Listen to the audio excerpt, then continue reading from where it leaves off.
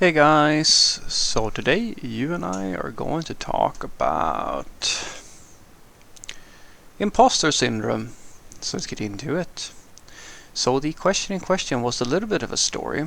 Hello, Frederick. I was curious how to deal with imposter syndrome as a software engineer at a FANG company. I'm currently 23 years old and I have landed a software engineering job at Amazon. 2 months in, I have only made 2 PRs and I cannot understand how to run basic projects or even debug them. Additionally, I do not know how to properly ask for help, thus I feel like an outcast in the team. Lastly, when viewing design reviews and looking at architecture, I don't understand what is going on as I have not worked with this before and I have no knowledge on anything related to AVS. During college I was a good student and I completed around 300 lead code problems, thus clearing Amazon's interviews was not tricky, but being a good engineer on the job has been tricky and not so straightforward as I anticipated. Any advice would be greatly appreciated. Thank you for your time and efforts. So what you are experiencing now is the real life, as I've mentioned for a few people before, like the lead coding and student work and so forth, guys. That's the preparation usually. It's the stuff that you do to get through an interview or something you might be doing in school. But it's not the thing that matters when you get into the actual industry. When you actually are on the job, your knowledge of tooling and how to run all the code and run the projects, debug them, and like do the practical stuff. That's the stuff that is going to matter more than anything else. It's always going to be more important than your lead code challenges. Lead code is great to learn the theory, to develop a good sense for how to develop efficient code and like how to solve problems and so forth. But the practical day-to-day stuff cannot be underestimated. It is a very important factor. Now, when you, based on what this person has described to me, uh, the thing that it seems to be the issue here is that you're a standard junior and you're having troubles understanding how your role should be played within the company. So as mentioned here, you might have problems understanding how to run the projects and debug them, and you also go further and say that you don't know how to properly ask for help. That's very easy. You connect with the people who are supposed to be part of your team. You explain your problem. You explain how you have tried to fix it, what methods you've tried, and then you ask, is there anyone who knows how this is supposed to work? And then your coworkers are supposed to give you the assistance that is needed. That's how you do it. That's how it's supposed to work. And as for not understanding architecture and so forth, that's something that is not that weird, because if you have literally worked for 2 months, there's no way you could know how AVS works or how to set up like a working infrastructure, or like if you're designing a network of services or whatever you're doing and so forth.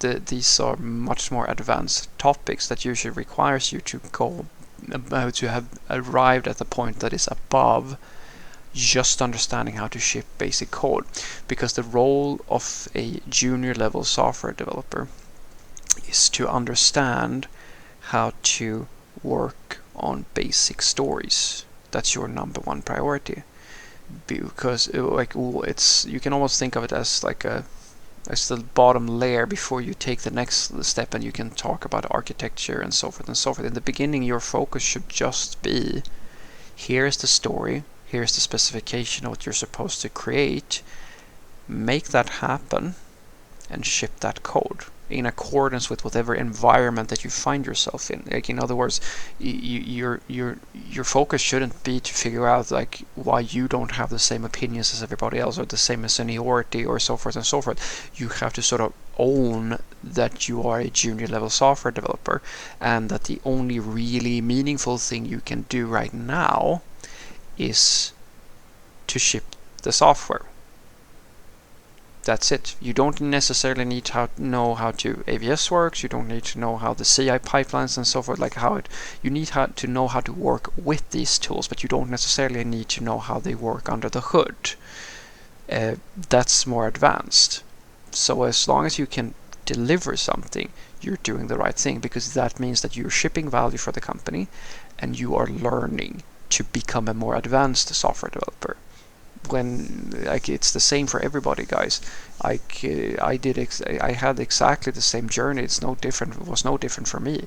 When I first started out, I needed help all the time, and you're gonna need to get that help quite a lot for quite some time as a junior software developer. And this is the scary part, because you have to own that.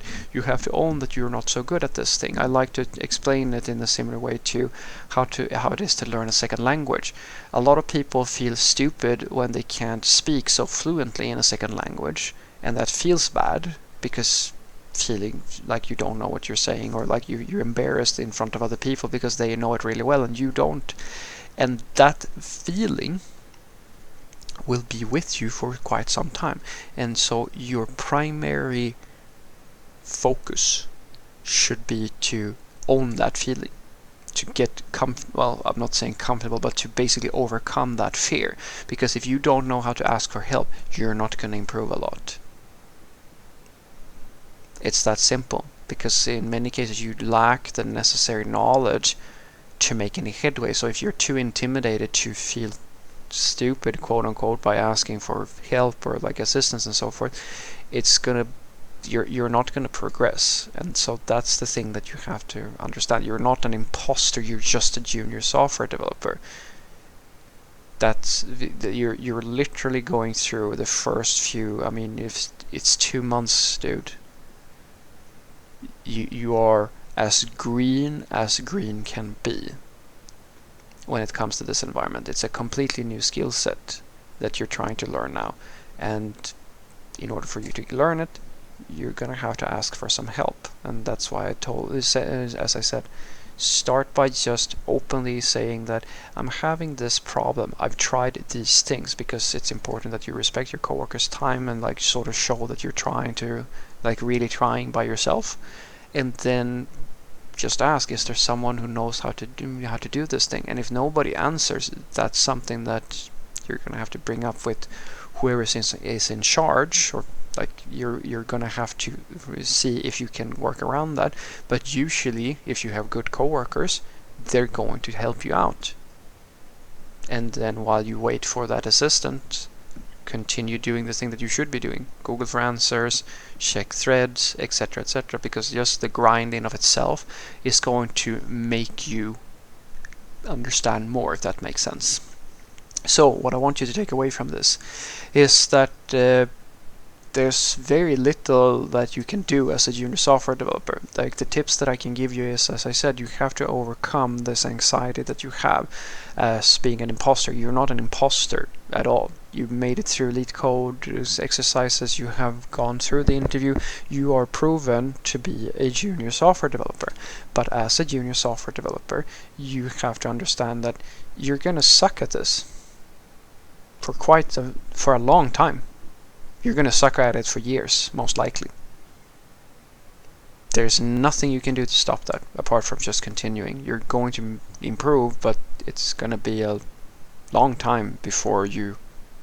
I mean, some people never really feel like they're really good at this thing, because it's an expert field.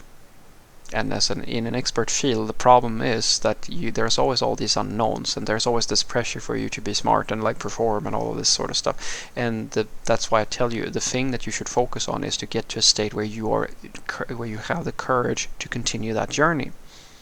Because you are guaranteed, I guarantee you, that you will become better and better the longer the more you try and the longer you try to push things and so forth. The thing that can happen is that you give up, or that you don't evolve, like you develop yourself, or so forth and so forth. And that can only really happen if you're too afraid to ask for help, or you're not trying to like adopt the lessons that you're being taught by the people that are helping you out. So that's the first thing for you to do. Own the fact that you don't know these things. Own the fact that you are trying to do this thing. You try these things, they didn't work, and now you wonder if ask someone, do you have a better suggestion? Is there something is there something else that I should be doing? And then receive the help, because everybody needs help in the beginning. Literally everybody. Have a great day.